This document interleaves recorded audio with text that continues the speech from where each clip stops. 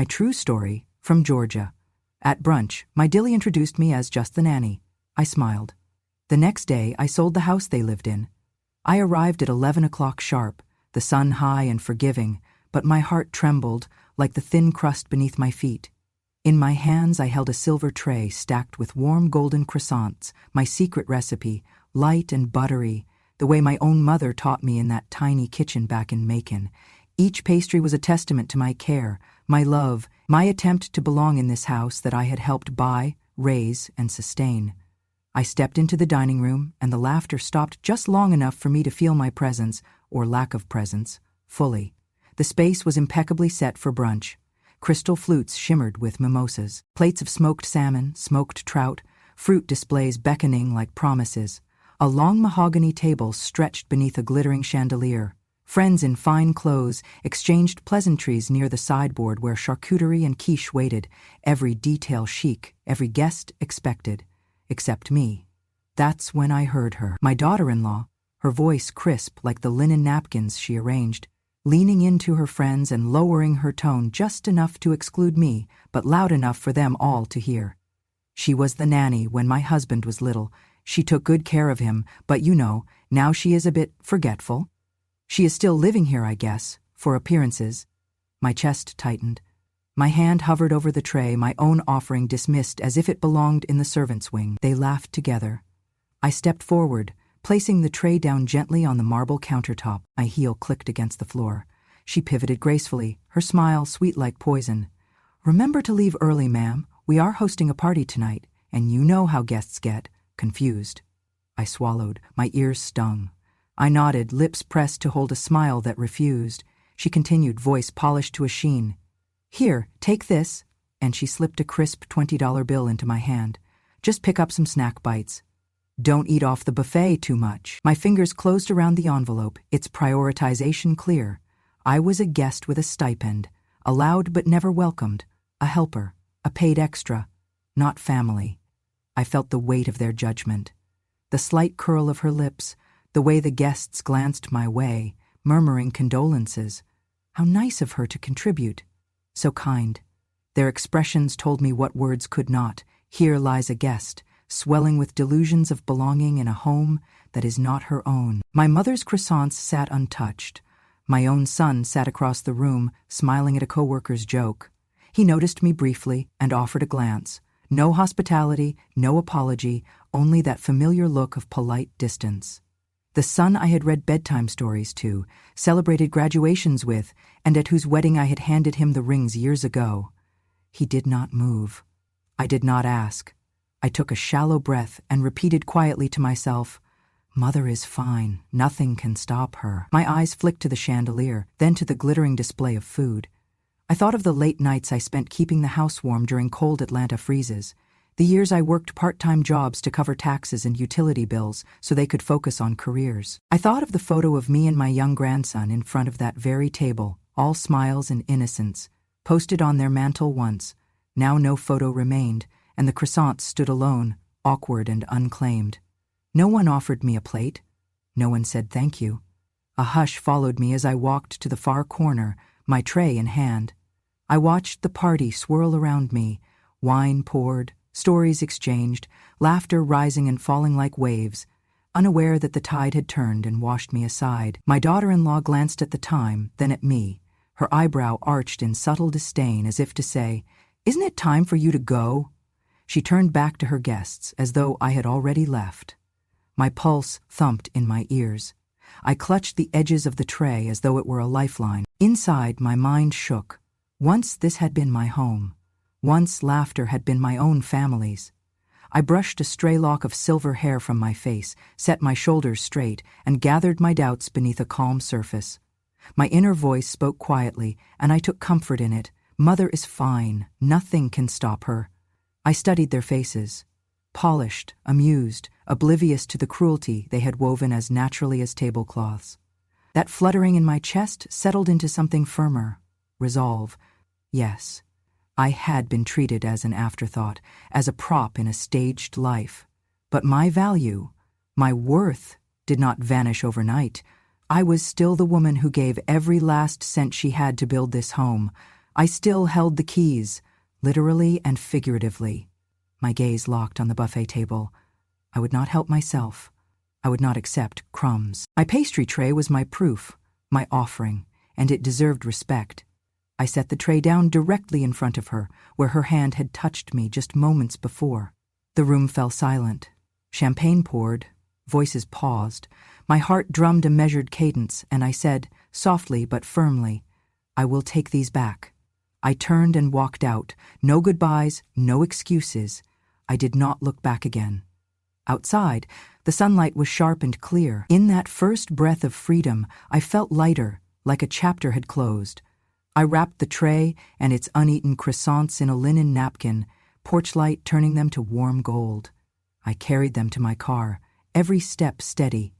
In the front seat, I set them beside me as though they had always belonged.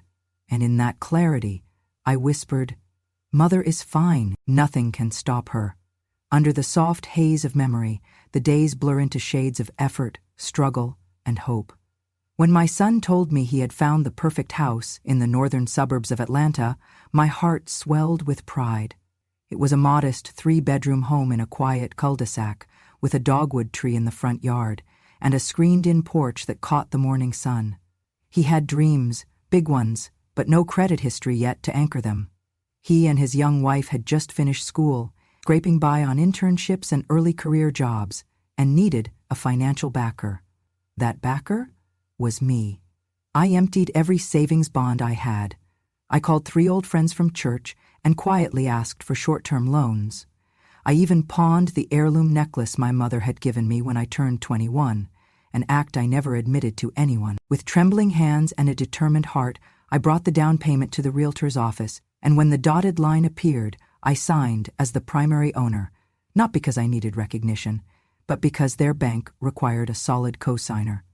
We all agreed it was temporary. Once we build our credit, we'll refinance in our names, my son said, hopeful. They moved in first. I followed 2 weeks later. Once the plumbing was updated and the carpets cleaned, I took the smallest room, near the laundry, and converted it into my own little haven.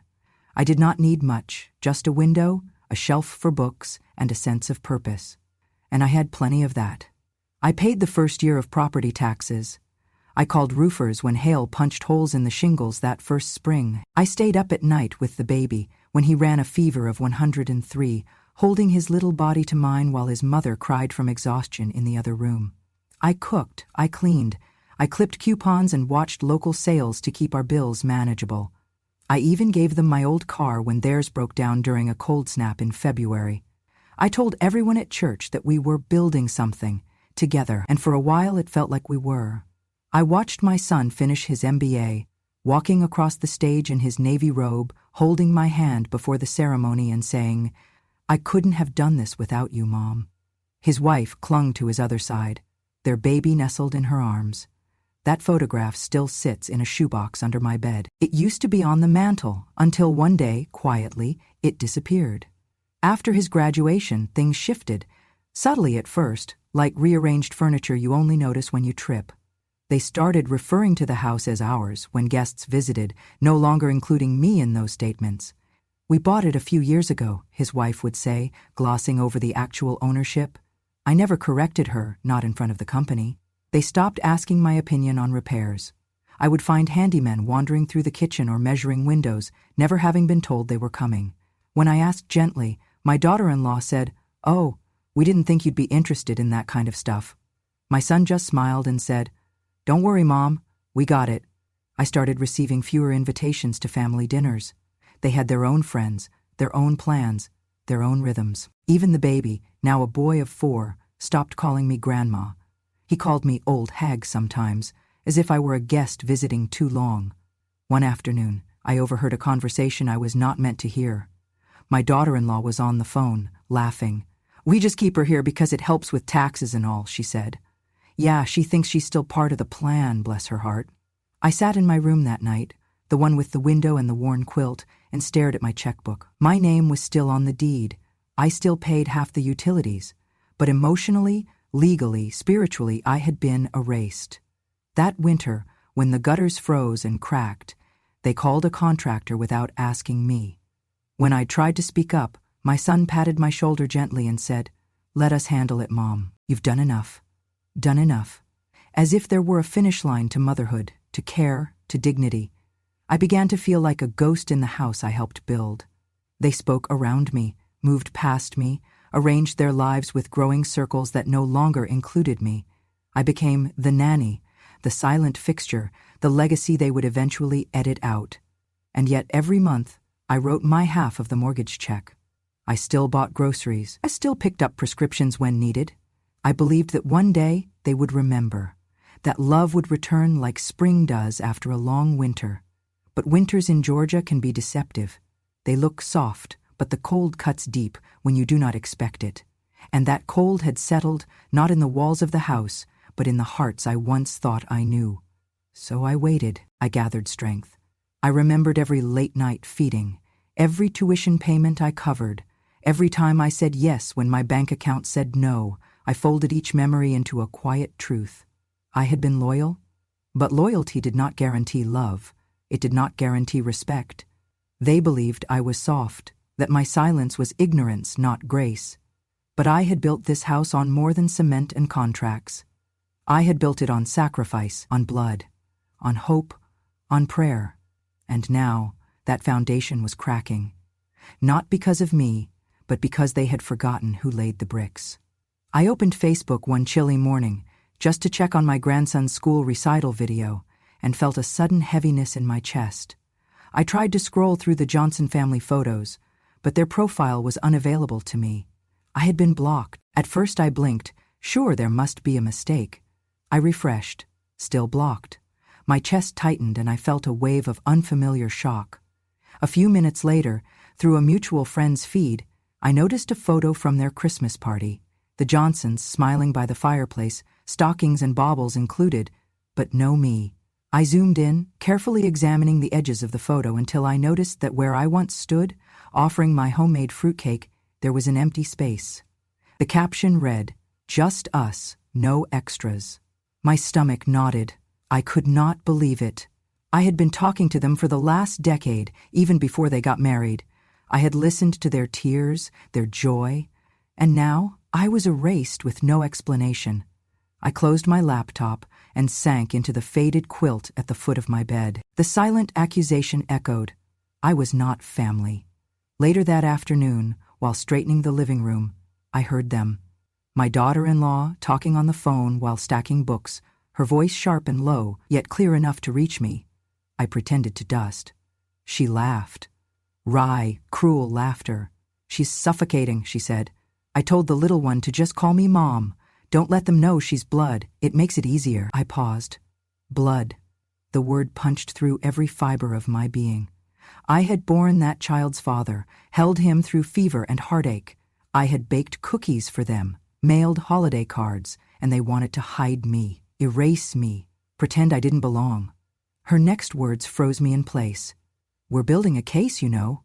Gathering evidence that she's not all there. A hospital visit, a few red flags, and boom, we can get her committed. Old age is the perfect disguise."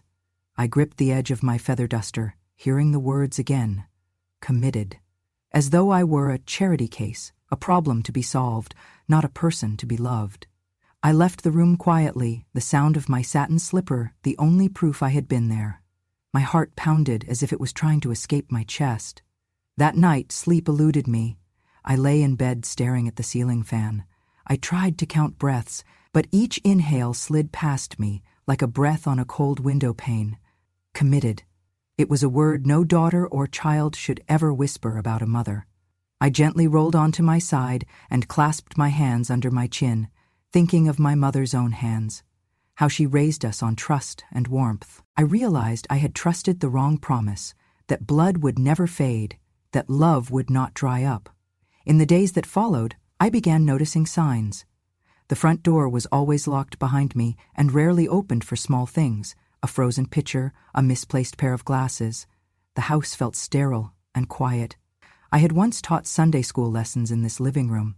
Now, I was afraid to sneeze. The telephone stopped ringing. My credit card, which I used for shared groceries and co-op expenses, was suddenly rejected. They said the card was expired. They did not tell me. Whenever I asked about the card, my daughter-in-law tutted and said, "I took care of it, Mom. Don't worry about your mind." My son would look at me with sorrowful eyes and whisper, "Mom, just let it go. We've got all this insurance now. We handle it." It felt like I was being smothered by their indifference. Worse, by their calculation. A mortgage signed, a weekend breakfast ignored, a hand-me-down chauffeured away. In the space where forgiveness might have lived, there was only strategy. They were maneuvering, arranging, and positioning.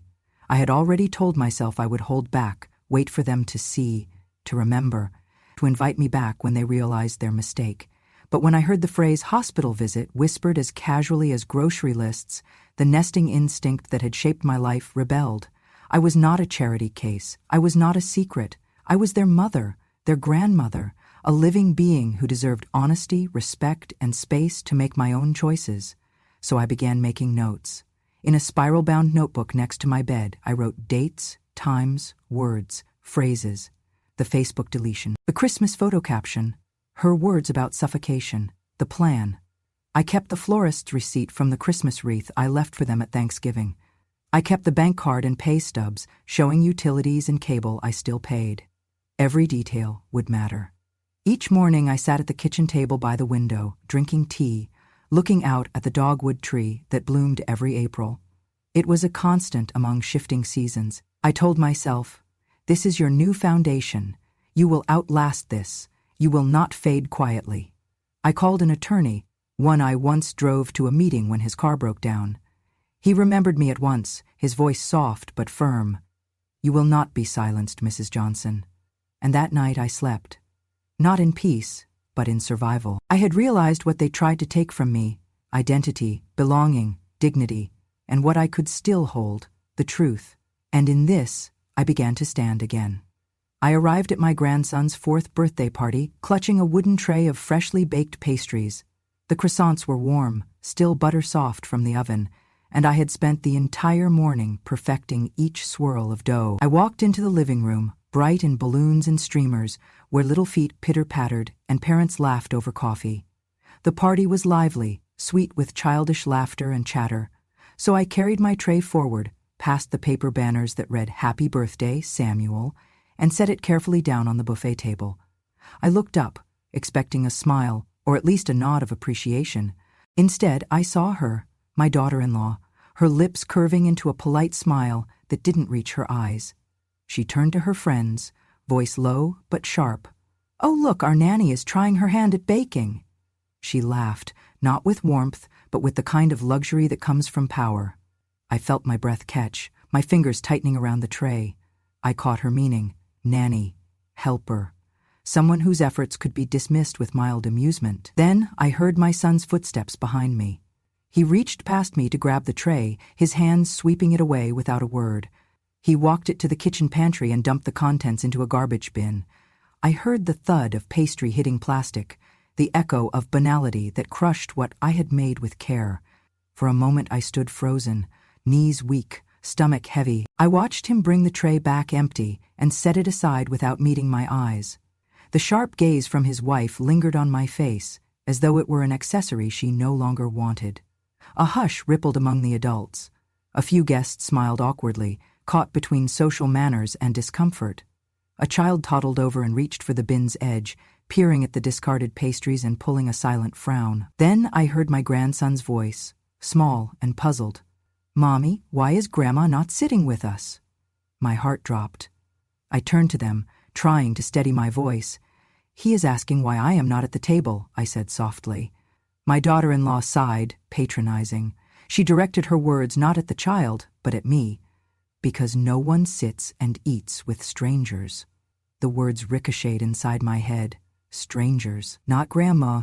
I looked back at the child, my grandson, giggling earlier, now quiet, confused, his little brow furrowed. I swallowed the hurt roaring in my chest and forced a thin smile. My fingers shook until I clenched them into fists. My daughter-in-law turned to brush hair behind her ear, dismissing me completely. My son's shoulders were stiff as a soldier's at attention, unyielding in its silent refusal to defend me. I felt the world shift under my feet. Everything I had invested, years of care, nights tending fevers, baking school lunch cookies, giving up promotions to watch recital rehearsals, collapsed into that moment. My identity crumbled in public view, dismissed with a chuckle and a gesture. I was erased. I closed my eyes, feeling tears that refused to come. My heartbeat drummed in my ears, yet I chose stillness. I would not scream, I would not run, I would not beg. I would claim my dignity in silence. "Happy birthday, my love," I said to him, kissing his cheek. My voice stayed steady, though I felt brittle. I turned and walked away, the heels of my shoes clicking on the hardwood floor. The party moved on without me, the laughter, the chatter, the guest mothers cooing over ribbons and gifts, as if I were vapor, extracting crumbs of acknowledgement. Outside, the Georgia humidity pressed against my coat as though to hold me in place. I stepped onto the porch and slid the tray off my arm, setting it down with careful deliberation.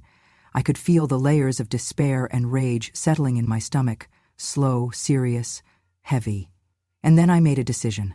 I folded the tray into its original linen cloth, carrying it out beyond sight of the house. I walked to the red dirt along the bamboo in the backyard, pressed the cloth into the soil, and covered my pastries with earth, hidden, begun to decay, just like the respect I had given so many years ago. Afterward, I walked to my car, each step a promise. I slid into the seat and held the steering wheel, eyes closed. I let the silence speak. I will not matter less. I will not fade away. I did not cry out. I did not beg. I did not even cry. Instead, I honored myself by stepping back and recognizing what happened. And I resolved that this moment would mark a shift. I would rise again, stronger, surer, unstoppable, not for revenge, but for reclamation of the woman I had always been. In my rearview mirror, I saw the party continue, laughter floating out the windows. I refocused on my reflection, stoic, determined, not forgotten, and I whispered to my own reflection, "Mother is fine, nothing can stop her." That night, I began to lay the groundwork for a plan so quiet and so weighty that it would reshape every assumption they had made about me, and they would know, without question, that I had never been the outsider they treated me as. I found the folder late one evening as the Georgia sun was retreating behind the pines and casting long shadows across the living room floor. Dust motes drifted in the air like silent witnesses. I had gone to retrieve my reading glasses from the side cabinet, only to discover the drawer unlocked, papers peeking out. I paused, heart fluttering, with an urgent hush. This smelled of intent. I reached in and unfolded a crisp photocopy. The first document stared at me, a psychological evaluation, printed with official-looking headers and a bold, red seal. I blinked, adjusting my glasses to read. The diagnosis? Mild delusional disorder. Recommends continued supervision by a responsible adult. Limitations on self-directed decision-making. At the bottom, a signature. My name. My signature. My heart pounded like a warning bell. I flipped the page. There, in my handwriting, albeit smudged and rushed, were the words "Admission to Green Meadows Nursing Facility, effective immediately." Below it, blank spaces labeled "Legal Guardian, Emergency Contact, and Decision-Making Capacity, full." The lines were pre-scored. Someone simply had to fill them out. And above it, someone had written unmistakably, "Urgent, require immediate action." I sank to the floor. My knees hit wood, my breath locked, but my mind raced. Whoever had done this had wanted me gone. Not just overlooked. Gone. Locked away. My hand trembled as I touched the photocopy, my mother's Bible resting on my lap. I thought of her prayers. I thought of mine now. Less pleas, more resolve. From the next room, quiet voices drifted in, like shade-coated conspiracies. I stood, clutching the papers, and edged toward the doorway. The living room light filtered across my evening dress. I heard them, low, crisp, cold. "It will work," my daughter-in-law whispered, voice clipped and urgent. "She's already confused about her keys and bills. One fainting episode, hospital protocol, and I just sign at intake. Easy." "And what about the lawyer?" I heard my son's voice, thin, hesitant, laden with unwillingness. "He is covered," she replied. "We'll feed it to the court. She's a burden." My stomach turned. They were ready to commit me, and they believed they could finish it quietly. My son compromised by default. They had all become architects of my erasure. I retreated to my room, papers clutched against my chest. My vision blurred with disbelief. Whoever had created the documents thought I could be convinced, that I would go willingly, because I was old, needy, broken. But I was none of those things. I lay awake the rest of the night, mind alight. I could not confront them yet, not until I had safety, proof, a path. So I organized everything. The red-sealed evaluation, the admission request, their recorded voices, my bank statements, still showing half the utilities in my name, the mortgage agreements, and my photocopy of the deed noting I held 55% ownership. I pulled out my tablet and typed an email to my lawyer. We'd spoken before about nothing yet. I wanted his advice first. I waited, agonizing, until I heard his ding. I opened his reply. Meet me Tuesday.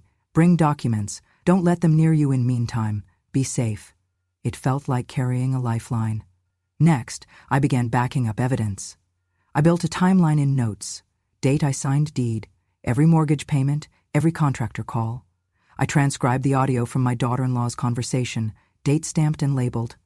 I placed everything into a secure folder labeled Martha Defense. Then I reached out to my former student Lisa, now a journalist at Atlanta's local TV network, WSB. I called her softly, my voice yielding only enough urgency to let her know the story was bigger than loneliness. She agreed to listen. I emailed her the key facts, but withheld names, yet still caused the anchor's pulse to quicken.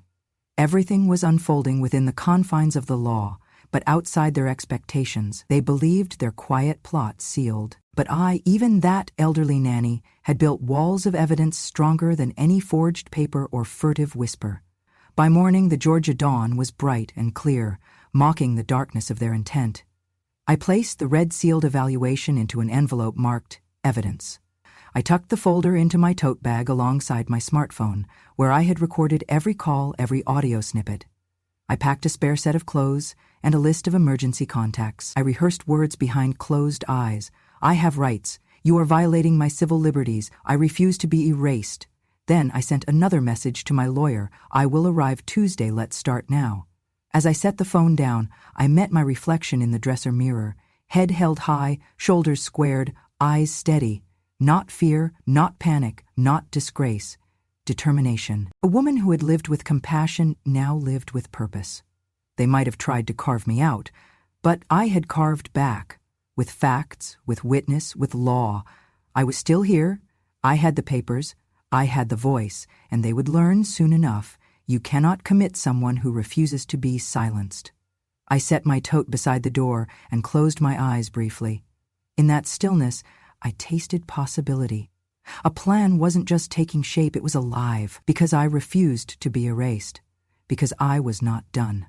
I found the hidden cameras late one afternoon while fixing the hinges on the back door.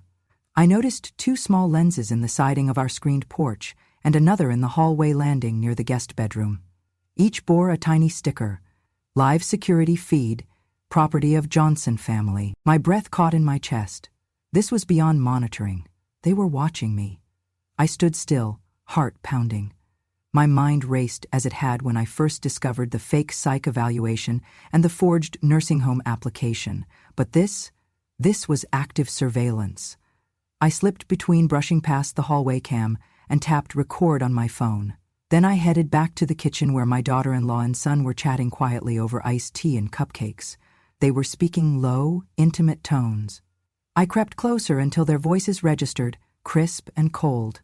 "She is so deluded," I heard my daughter-in-law hiss. "You saw how she looked when I said nanny. She thinks she still belongs. We need something bigger." My son answered, his tone measured, almost exhausted. "Hospital procedure works faster when it looks like confusion. We wait for her to slip again, fall. Then you take the papers, sign me in. It's clean, clean." My fists tightened. Already I recognized the plan. They continued. The plan was not just hospital. They wanted my name off the utility bills. Done with the deed, all links severed. My grandson's rooms repainted, my pictures gone. My heart pounded, but I breathed slow. The phone recorded. My pulse steadied. The evidence stacked itself. I felt strong. I focused. This was justice in motion. Later that evening, I retreated to my bedroom and unlocked the phone. I replayed the recording, Listened to her sneer, her cold strategy. Each sentence rang clear like a church bell. I imported the audio into a simple prosumer editing app, trimmed extraneous sounds, left only the voices and their plan. I added timestamps. I exported a clean clip. I plugged in a USB drive I kept from my late husband's law firm, a symbolic echo of our old life. I saved the audio clip in 3 formats: .mp3, WAV, and a text transcription. I labeled the folder, Property of Martha Johnson, Evidence. Next, I began collecting the camera footage itself. I navigated through the security system settings. Luckily, it was simple and unsecured. I found recordings of me going to get water, repairing a loose shutter, feeding the dog, a normal life that they were watching intently. I downloaded 3 hours of footage and added them to the USB under the label Footage Cam, ABC. I sat back in my chair, listening to the austere silence of purposeful work. Then I called my attorney in Atlanta, the document lawyer I had driven after he got a flat on his way to a hearing 3 years ago. His voice was soft and professional when he answered. "Have you found anything else?" he asked. "Yes," I said, feeling steadier than I had in days. "I have video and audio of them, plotting, planning to sign me into a nursing facility. I have all 3 cam feeds and the hushed voices. Can you get the paperwork filed Tuesday?" His tone became determined. "Yes, we begin with injunction. I will prepare for emergency hearing." I hung up and composed an email to Lisa, my former student turned WSB-TV journalist. I attached a picture of the cam lens and wrote, "Exclusive surveillance footage shows daughter-in-law and son plotting to declare me mentally unfit and commit me mother of household into nursing home. I have audio, video, timeline, please call." Within 15 minutes, I received a reply. "Got it. I'll call tomorrow." For the first time in months, I slept with a sense of control returning. I had turned their weapons into evidence. I closed my eyes, thinking of the cameras now disabled with tape, recorded and removed. Tomorrow, I would retrieve them fully. But tonight, I held the USB to my chest and whispered, "I am not afraid of your plans. I am not invisible. I am still here." I arrived at the attorney's office on Tuesday at 9 a.m. sharp. As I walked through the doors, the scent of leather-bound files and polished oak welcomed me. My lawyer, Mr. Davidson, rose and offered a firm handshake. "Martha, are you ready?" he asked. I nodded, my heart steady. Together, we reviewed the packet on the conference table. The original deed naming me as 55% owner, past mortgage statements, property tax receipts in my name, and invoices from contractors I had arranged and paid. Interspersed were copies of my compiled evidence: the forged psych evaluation, the nursing home placement form, the audio files from the USB, and the hidden camera footage. Davidson arranged the documents. We file a partition sale petition in Fulton County Superior Court. That forces division or sale of the property you're co-owning without their consent. He paused, giving me a direct look. "Your ownership gives you this right. We can move quickly. I'll file this afternoon." I exhaled slowly, feeling both relief and tension. This was not vengeance. It was justice, eroded by law. It was a reclaiming of home and dignity. The clerk accepted our filing. I left the courthouse with a stamped copy of the petition, my first official step toward regaining my place. That afternoon, I sent the USB with selected excerpts of evidence to Lisa, the journalist. I pasted a short note.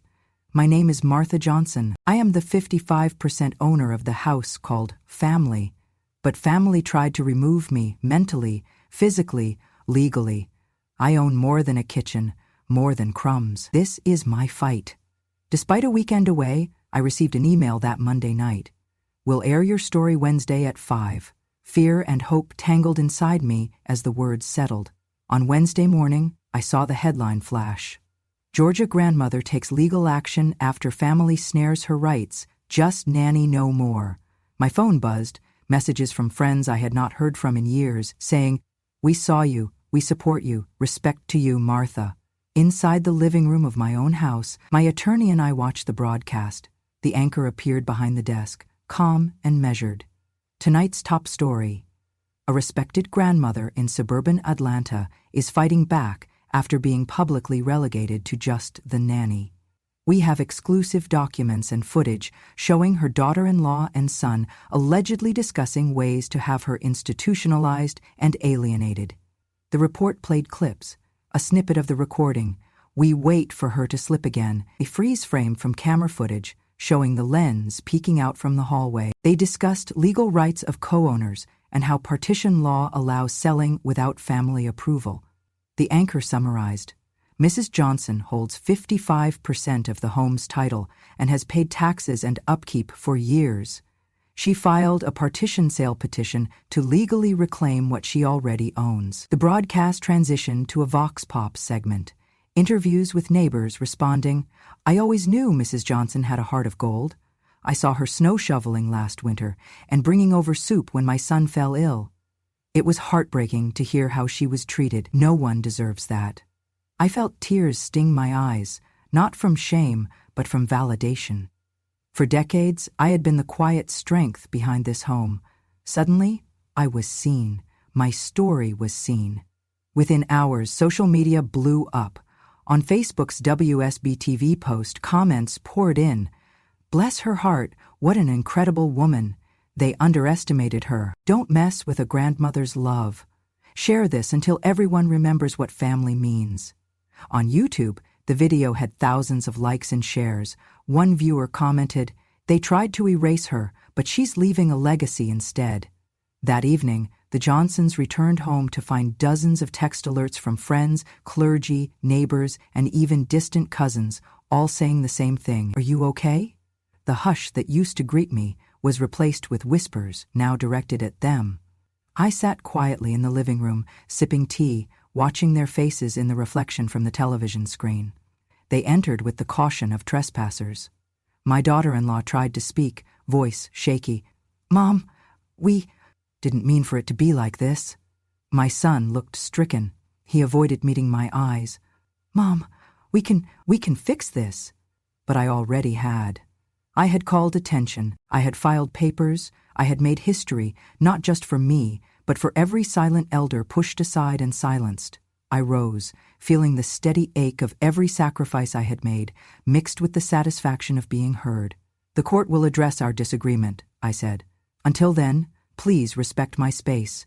I did not ask them to apologize. I only asked them to be honest. They nodded, humbled, uncertain how to reclaim what they had lost. Late that night, I thanked my attorney in a message. You helped me reclaim more than property. Thank you. He replied simply, you reclaimed your voice. I closed my eyes with that thought. I could not undo the wrongs that had been done, but I had righted the most essential one.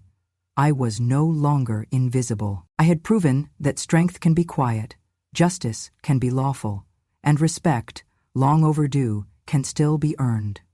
The morning sun gleamed through the curtains as I stepped onto the front porch, clipboard in hand, feeling strangely buoyed. A week had passed since my story aired. The neighborhood had shifted. I walked slowly down the driveway and nearly stopped in my tracks at the curb. Pinned to the mailbox was a neatly printed poster on white cardstock. A family who treats their mother as an unwanted guest will lose their home. Below it, someone had scrawled, in thick black marker, show respect or leave. A ripple of something, relief, disbelief, passed through me. Neighbors were not staying silent. I pocketed the poster and continued to the yard, where a sleek for sale sign stood firm in the grass. Large letters read, for sale, homeowner dispute, contact agent. Beneath it, the realtor's name glowed like verdict. I pressed my palm against the sign, their plan in cold text. Across the street, an elderly couple walked their dog and looked toward me. Mrs. Thompson stopped, her face soft with empathy. She offered a small wave before continuing on. I realized then that my fight had never truly been mine alone. It had echoed in front lawns and across hedges. I walked back inside and found my son hovering by the kitchen island, his posture tight. My daughter-in-law stood too, hands clasped, eyes glistening. They looked like people awaiting judgment. Mom, please, my son started, voice shaky. You always said you wanted to keep this house for us, for our family. I placed the poster and the realtor's sign down on the counter, arranging them like legal documents. They stared at the printouts, mouths open. I folded my arms and spoke slowly. I did want that. I still want that, for those walls to hold us together. But you two made a choice. You treated me as invisible. I had two options: stay silent and disappear, or stand for myself. My daughter-in-law's face softened, tears spilling down. We never meant to hurt you, she whispered. It just happened. We didn't think. My son stepped forward, voice thick. Mom, I'm sorry. I should have defended you. I was ashamed. I was weak. They expected me to crumble. Perhaps they thought emotion would drag me back into submission. But I stood firm, remembering the evidence, the law, and the later support of neighbors and strangers alike. I placed a hand on the poster. This is not about punishment. It is about respect. It is about truth. You can either apologize and earn back your place, or I can move forward. It was surreal. The living room had become a courtroom. Their guilt hung in the air like dust.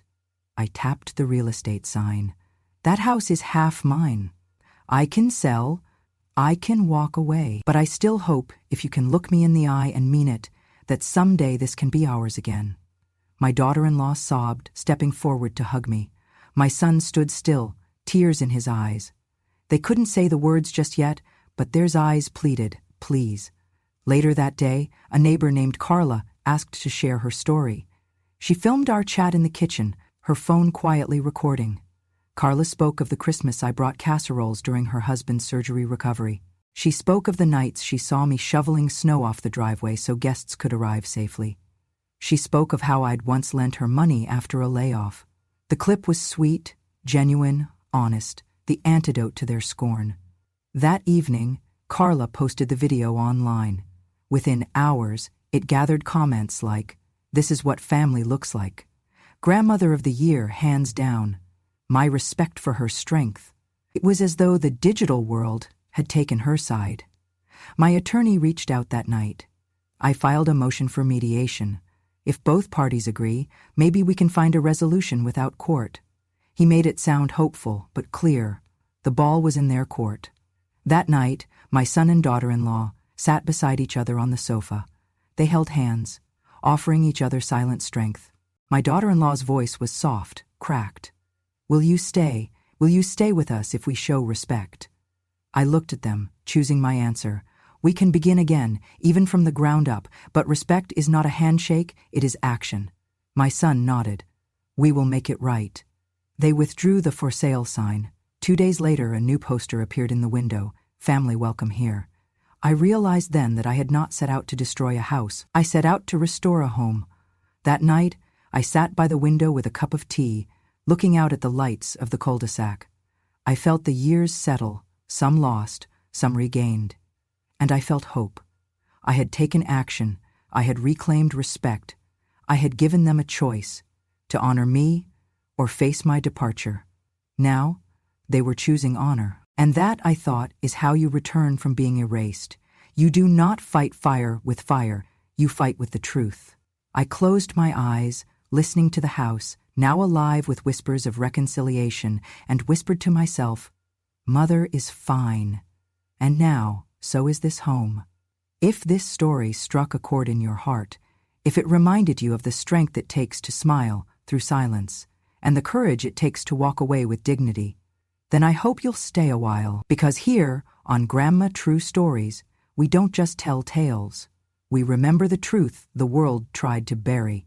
Every story comes from a woman who stayed quiet too long, and now she's finally ready to speak. So if you believe wisdom should never be silenced, if you know that sometimes the softest voice holds the sharpest truth, then hit that subscribe button, turn on the notifications, and share this with someone who needs to hear it. Because revenge may have an expiration date, but dignity endures forever. This is Grandma True Stories, and I'll be here whenever you're ready to listen.